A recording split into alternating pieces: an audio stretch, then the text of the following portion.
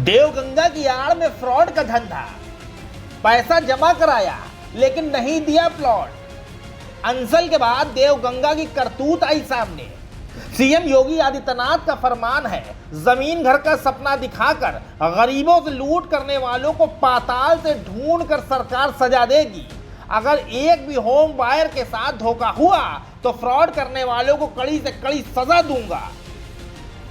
एक भी home buyer के साथ धोखा किया तो सारी प्रॉपर्टी को भी जब्त कर लेंगे। अगर किसी को गलतफहमी होगी कि किसी गरीब का पैसा या किसी नागरिक का पैसा लेकर के वह कहीं भाग जाएगा तो पाताल से भी उसको निकाल करके लेके आएंगे और सजा दिला देंगे। सीएम योगी के इस फरमान के बाद लखनऊ की सबसे बड़ी टाउनशिप अंसल की उल्टी गिनती शुरू हो गई। अब तक 1 दर्जन से ज्यादा फर्जीवाड़े के मुकदमे अंसल के खिलाफ दर्ज हो चुके हैं। मगर लखनऊ में सिर्फ अंसल ही नहीं, निवेशकों के साथ धोखा करने वाली तमाम ऐसी रियल एस्टेट कंपनियां हैं जिन्होंने सपना दिखाकर ठग लिया। ऐसी ही एक कंपनी है देवगंगा कंस्ट्रक्शन डीजीसी, जिस पर इल्जाम है घर के सपने को चकनाचूर करने का।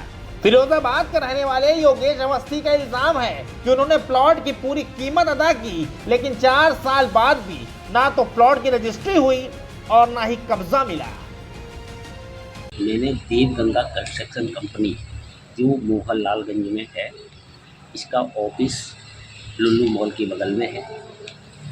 इस कंपनी में मैंने 1000 स्क्वायर फीट प्लॉट खरीदने हेतु 5,51,000 रुपये जमा किए थे। पैसा 18 दिसंबर 2020 को पूरा जमा हो गया था। पैसा जमा होने के बाद मैं कई बार मोहनलालगंज में और इनके ऑफिस में गया कि हमारा रजिस्ट्री कर दी जाए, हमें पोजीशन दे दिया जाए, लेकिन हमें न तो कोई पोजीशन मिला न हमारी रजिस्ट्री हुई। दरअसल रायबरेली रोड पर देवगंगा कंपनी की पद्मिनी बिहार नाम से टाउनशिप है। इस टाउनशिप में प्लॉट के लिए कई तरह के प्लान हैं।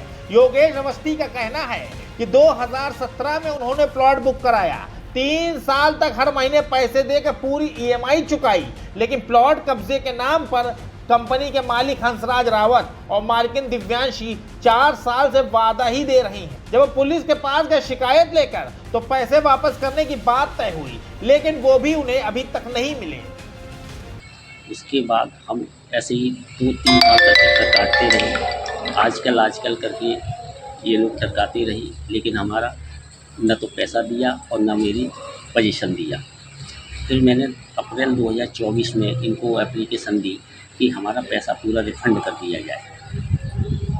हंसराज रावत जी से और दिव्यांशी रावत जी से कई बार ऑफिस में मुलाकात हुई, हाँ कर देंगे, हो जाएगा, यही चलता रहा। हम लोग चक्कर काटते रहे। हमने पुलिस में भी कंप्लेन की, लेकिन वहाँ से भी कोई हमें न्याय नहीं मिला। मेरे पति ने हंसराज के यहाँ 5,51,000 रुपये जमा करे थे। ना ही तो वो ज़मीन दे रहा है, ना ही वो प्लाट दे रहा है।